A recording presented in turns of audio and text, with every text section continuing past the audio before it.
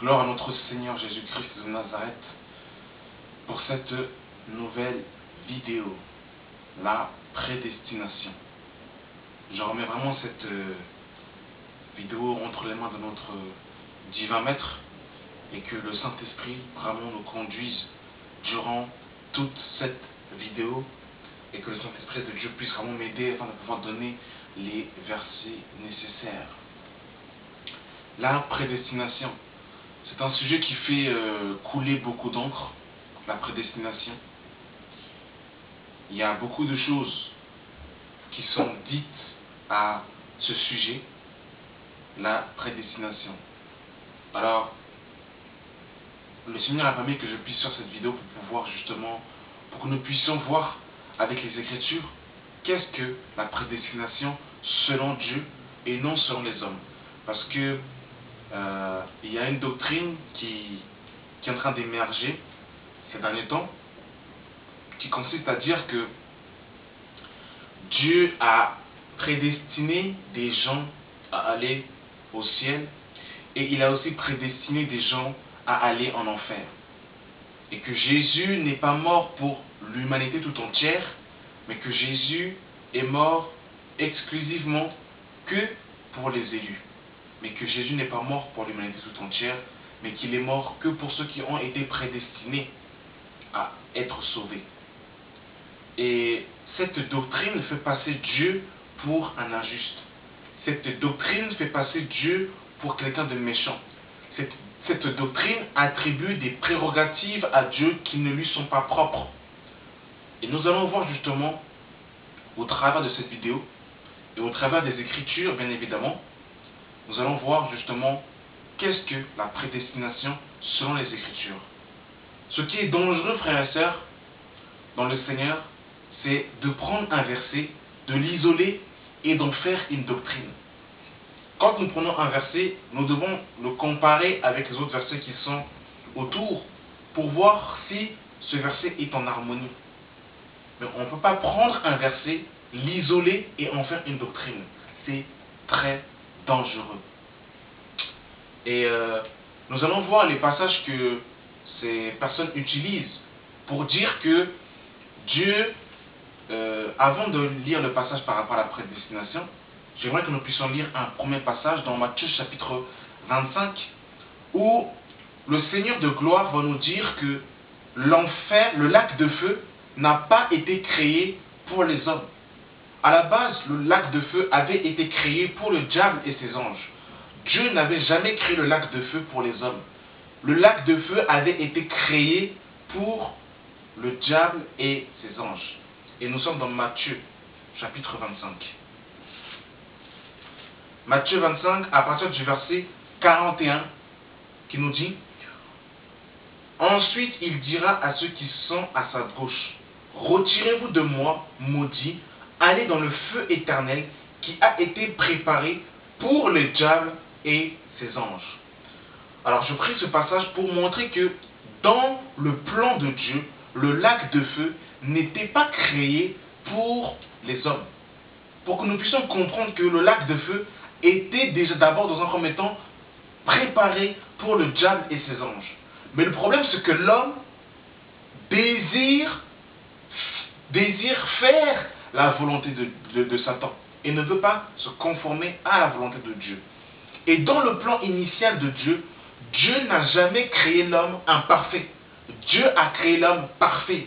C'est l'homme qui a cherché beaucoup de détours. C'est l'homme qui s'est corrompu en ne voulant pas se soumettre à la loi divine de Dieu.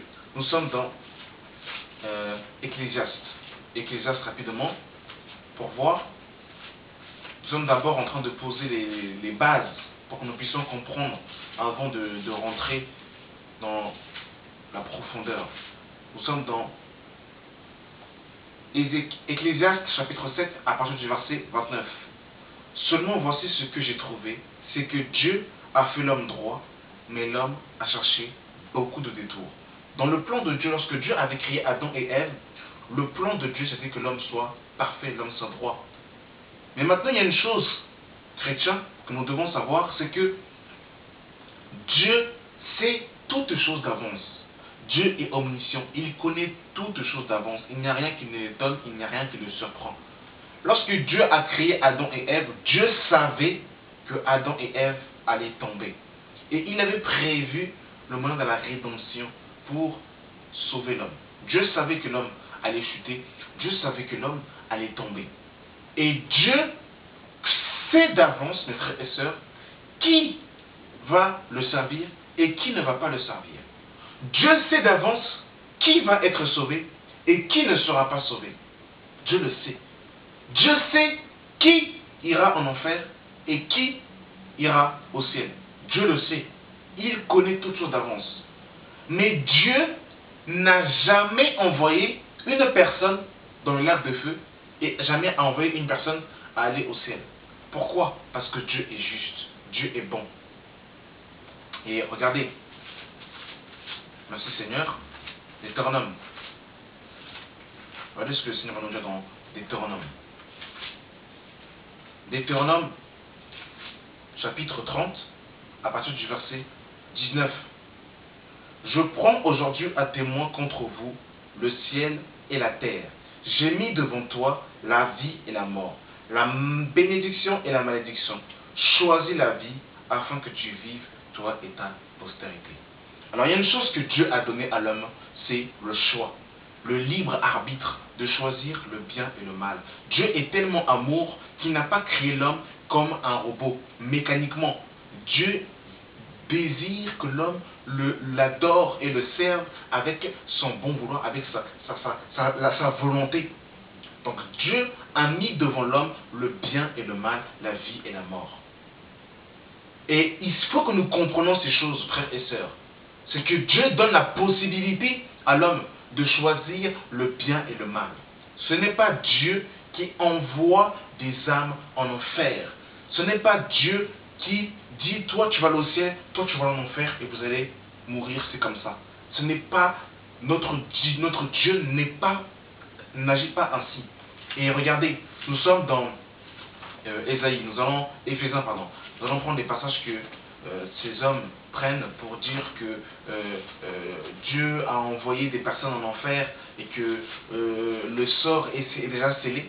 Dans l'omniscience de Dieu, Dieu sait d'avance qui sera sauvé, qui ne sera pas sauvé. Mais il n'est pas donné à l'homme de rentrer dans la préscience de Dieu et de savoir et de décider à la place de Dieu qui sera sauvé et qui ne sera pas sauvé. Ce que Dieu demande à l'homme, c'est que l'homme répande l'évangile à toute l'humanité tout entière. Voilà ce que Dieu demande à l'homme. Et c'est Dieu lui-même, en tant que juge, qui sait, et en tant que divin maître, qui connaît et qui sait qui sera sauvé, qui ne sera pas sauvé. Mais ce n'est pas à l'homme de rentrer dans la présence de Dieu pour savoir qui est sauvé et qui n'est pas sauvé. Nous sommes dans Éphésiens. Éphésiens chapitre 4. Éphésiens chapitre 1, pardon. À partir du verset 4 à 5 qui nous dit: en lui, Dieu nous a élus avant la fondation du monde pour que nous soyons saints et irrépréhensibles devant lui. Nous ayons prédestiné par son amour à être ses enfants d'adoption par Jésus-Christ selon le bon désir de sa volonté, à la louange de la gloire de sa grâce qui nous a accordé en son bien-aimé. Et le verset 11 de Éphésiens 1, en lui, nous sommes aussi devenus héritiers, ayant été prédestinés suivant la résolution de celui qui opère toutes choses d'après le conseil de sa volonté. Nous sommes dans Romains chapitre 8. Romains chapitre 8 à partir du verset 28. Nous savons du reste que toute chose concourt au bien de ceux qui aiment Dieu, de ceux qui sont appelés par son dessein. Car ceux qu'il a connus d'avance, il les a aussi prédestinés à être semblables à l'image de son Fils, afin que son Fils fût le premier-né d'entre plusieurs frères. Et ceux qu'il a prédestinés, il les a aussi appelés. À ceux qu'il a appelés, il les a aussi justifiés. À ceux qu'il a justifiés, et il les a aussi glorifiés. Et lorsque nous lisons ces passages, et que nous nous arrêtons exclusivement que sur ce passage, on peut croire et on peut penser que Dieu choisi des gens et qu'il a destiné d'autres personnes à aller en enfer. Et en fait, nous allons voir en lisant d'autres passages que Dieu, dans son omniscience, savait d'avance qui allait le servir et qui n'allait pas le servir. Mais Dieu n'a jamais envoyé une personne à aller en enfer. Ce n'est pas dans le dessein de Dieu, ce n'est pas dans le désir de Dieu. Le désir de Dieu, c'est que tout homme soit sauvé. C'est donc la volonté absolue de Dieu, c'est que tout homme soit sauvé. Mais Dieu sait que tout homme ne le servira pas, parce que Dieu a mis quelque chose dans l'homme, c'est le libre arbitre, de choisir le bien et le mal. Et nous allons voir, frères et sœurs, d'autres passages qui montrent que le désir de Dieu, c'est que tout homme soit sauvé.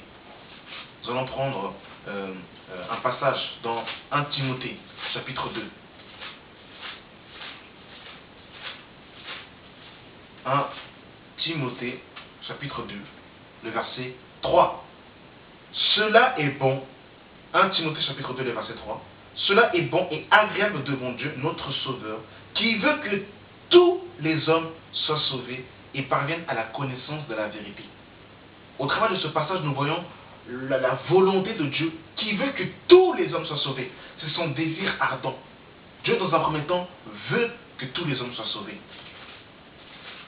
C'est important, frères et sœurs, de comprendre ces choses. Dieu veut que tous les hommes soient sauvés.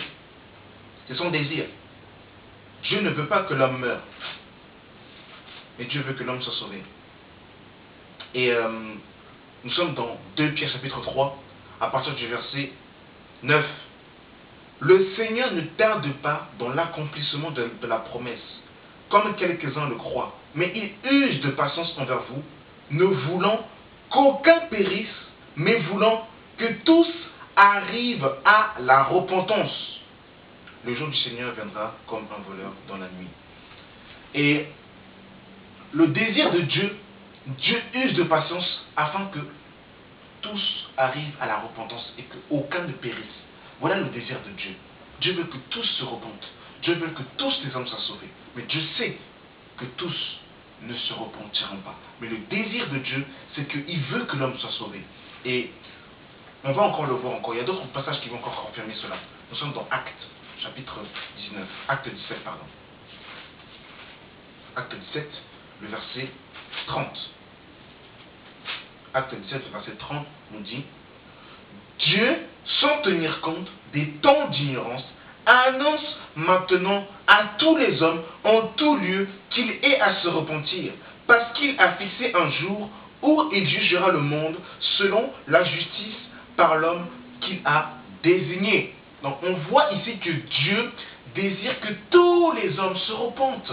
C'est ça le désir de Dieu, le désir ardent, le désir absolu de Dieu. Il veut que tous les hommes soient sauvés. Et le passage que nous connaissons tous, Jean 3,16. Jean chapitre 3, le verset 16 nous dit que car Dieu a tant aimé le monde qu'il a donné son Fils unique, afin que quiconque croit en lui ne périsse point, mais qu'il ait la vie éternelle. C'est ça le désir de Dieu, mes frères et sœurs.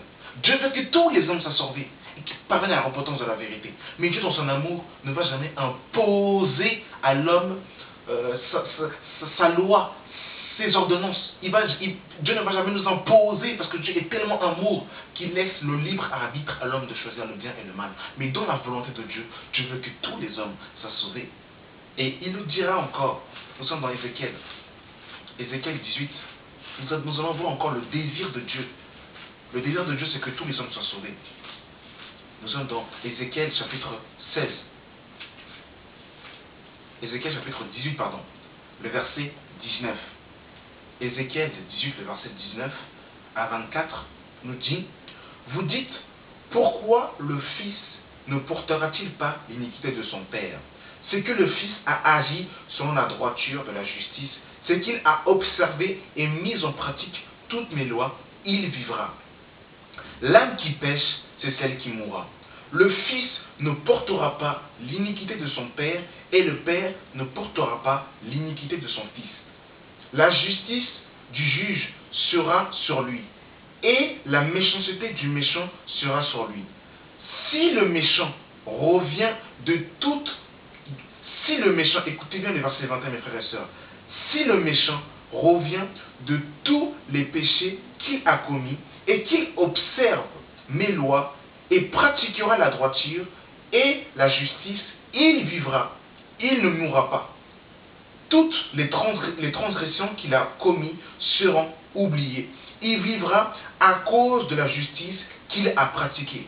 Ce que je désire, est-ce que le méchant meure, dit le Seigneur l'Éternel. N'est-ce pas qu'il change de conduite et qu'il vive? Voilà ce Dieu, le Seigneur, dira. Et il dira, verset 24, si le juste se détourne de la justice et commet l'iniquité, s'il imite toutes les abominations du méchant, vivra-t-il? Toute sa justice sera oubliée, parce qu'il s'est livré à l'iniquité et au péché. À cause de cela, il mourra. Et verset 31 de Ézéchiel 18. Rejette loin de toi, vous toutes les transgressions par lesquelles vous avez péché. Faites-vous un cœur nouveau et un esprit nouveau. Pourquoi mourrez-vous, maison d'Israël?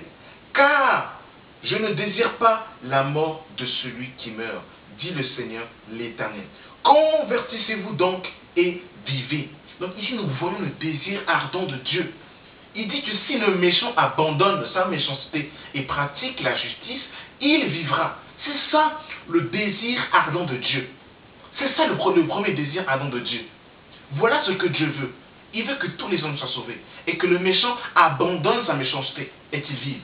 Il y a une chose, une prérogative de Dieu, frères et sœurs, c'est que Dieu est juste. Notre Dieu est juste, frères et sœurs. Donc Dieu n'enverra jamais quelqu'un en enfer, ne va jamais prédestiner quelqu'un en enfer. Ce n'est pas notre Dieu. Notre Dieu n'agit pas de la sorte. Et regardez, il le dira dans le psaume. C'est important que nous puissions comprendre ces choses, frères et sœurs.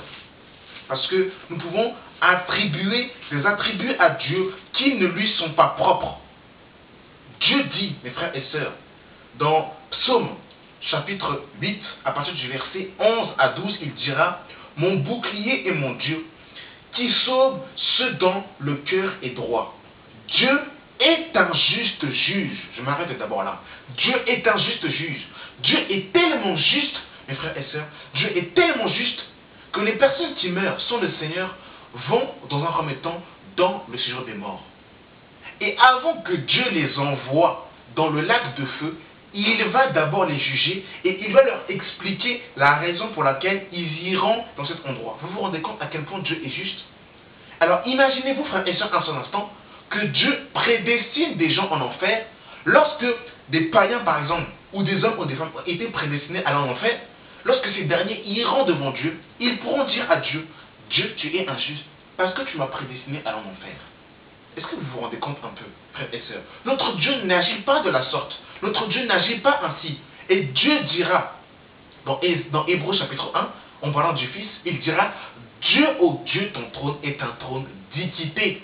Tu as aimé la justice et tu as haï l'iniquité. Notre Dieu est un juste juge. Il juge avec justice, avec intégrité, avec fidélité. Il n'y a pas de méchanceté en lui, il n'y a pas de ténèbres en lui. Il est juste, il est fidèle, mes frères et sœurs. Donc Dieu ne va jamais prédestiner quelqu'un à aller en enfer. Jamais de la vie. Ce n'est pas notre Dieu. Mon Dieu est un Dieu qui sauve ceux dont le cœur est droit. Dieu est un juste juge. Dieu s'irrite en tout temps. Si le méchant ne se convertit pas, il aiguise son glaive. Donc, mes frères et sœurs, Dieu désire que le méchant abandonne sa méchanceté et se repent et pratique la justice. C'est ça le désir de Dieu, mes frères et sœurs. C'est ça le désir de Dieu. N'attribuons pas à Dieu des prérogatives qui ne lui sont pas propres. Quand nous lisons les Écritures, nous devons mettre en avant les prérogatives de Dieu. C'est très important, mes frères et sœurs.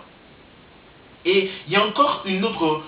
ce qui suit justement de cette doctrine de la prédestination, c'est qu'ils disent que une fois sauvé pour la vie, on ne peut pas perdre le salut. Et cette doctrine n'est pas une doctrine que les apôtres nous ont enseignée, mes frères et sœurs.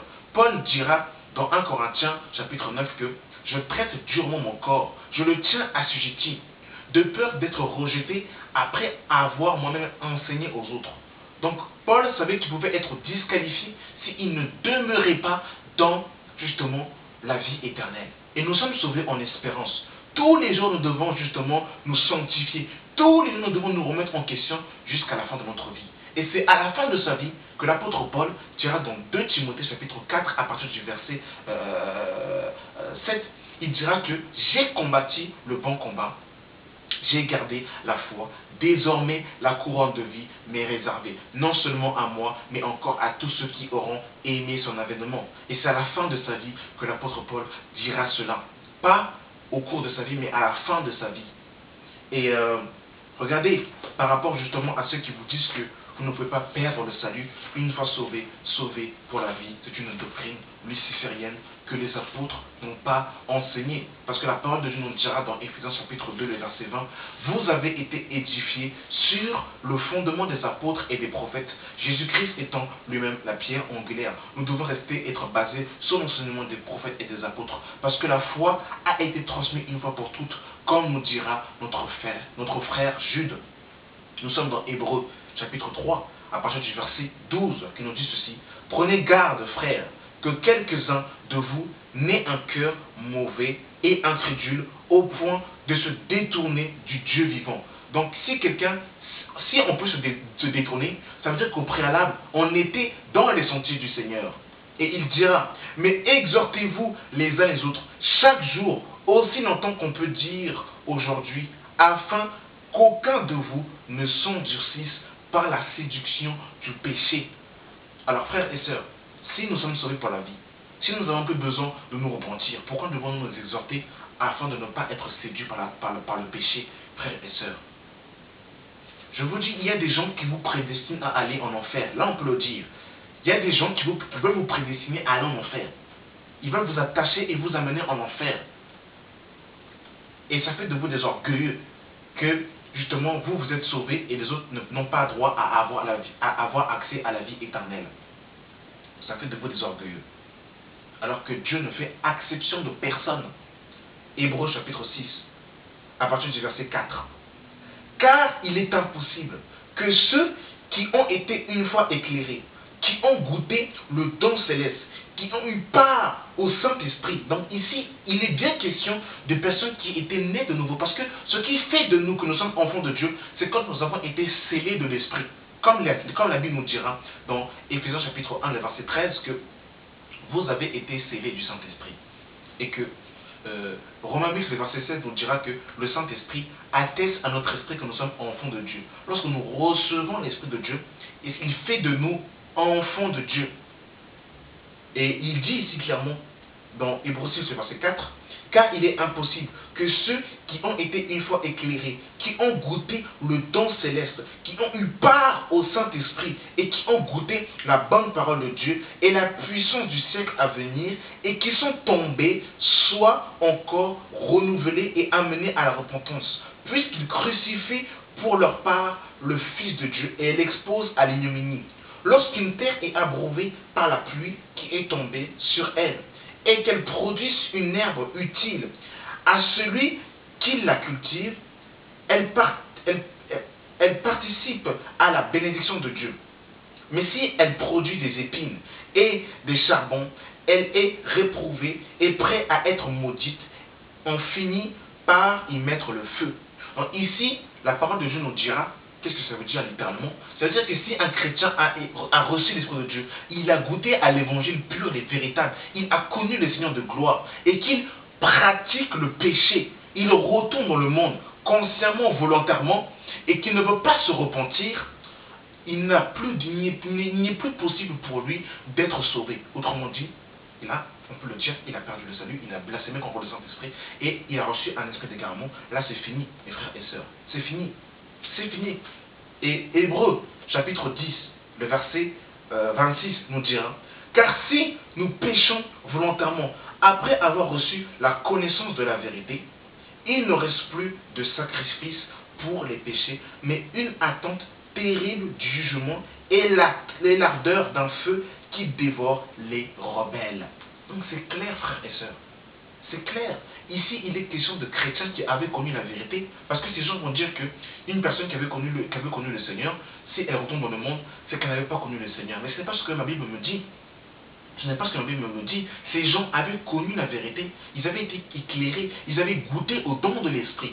Mais ils ont pratiqué le péché et ils n'ont pas voulu se repentir, ils ont demeuré dans le péché. Et pour ces personnes, il ne reste plus de repentance possible. Donc mes frères et sœurs, ceux qui vous disent que vous ne pouvez pas perdre le salut, c'est dangereux, frères et sœurs. Et je vais terminer par un dernier passage. Nous sommes dans 2 Pierre. 2 Pierre, chapitre 2 Pierre chapitre 2, le verset 20. En effet, si après s'être retiré des souillures du monde, par la connaissance du Seigneur et Sauveur Jésus-Christ, ils s'y engagent de nouveau et sont convaincus, alors qu'ils sont convaincus de leur péché, leur dernière condition est pire que la première. Car mieux valait pour eux n'avoir pas connu la voie de la justice que de se détourner après l'avoir connu du saint commandement qui leur avait été donné. Donc ces gens connaissaient la parole, ils connaissaient la vérité. Il leur est arrivé ce que dit un proverbe vrai. Le chien est retourné à ce qu'il avait vomi. Et la truie s'est lavée, et la truie lavée s'est vautrée dans le bourbier. Donc voyez-vous, frères et sœurs, je pense que la parole de Dieu est assez claire pour nous éclairer et pour nous faire comprendre que Dieu est juste. Dieu n'a prédestiné aucune personne à aller en enfer. Dieu a donné le libre arbitre à tout homme. Il a mis devant tout homme la vie et la mort. Il conseille à l'homme de choisir la vie. Dans le désir ardent de Dieu, c'est que tout homme soit sauvé. C'est que le méchant abandonne sa méchanceté et pratique la justice. Mais Dieu sait, dans son omniscience, qui d'avance va le servir et qui ne va pas le servir. Dieu le sait, dans son omniscience. Mais ce n'est pas à l'homme de rentrer dans la pression de Dieu et de lui-même et que l'homme commence à choisir qui sera sauvé et qui ne sera pas sauvé. Ce n'est pas à l'homme de faire ça. Parce que Dieu nous demande de prêcher l'évangile à tout homme. À tout homme. À tout homme. Donc voilà, mes frères et sœurs. Et nous sommes sauvés en espérance. Jusqu'au bout, nous devons combattre le bon combat de la foi et nous examiner tous les jours et que celui qui est saint se sanctifie encore jusqu'à la fin de notre vie. Donc voilà, je remercie vraiment le Seigneur parce qu'il nous a assistés durant toute cette vidéo. Et merci vraiment pour le soutien, l'encouragement que vous m'apportez, mes frères et sœurs. Merci pour les commentaires, merci pour les prières. Et que toute l'honneur et la gloire soient rendues à notre Seigneur et Sauveur Jésus-Christ et qu'elle ne revienne à aucun homme. Merci, Dieu de gloire, au nom de Jésus-Christ. Amen.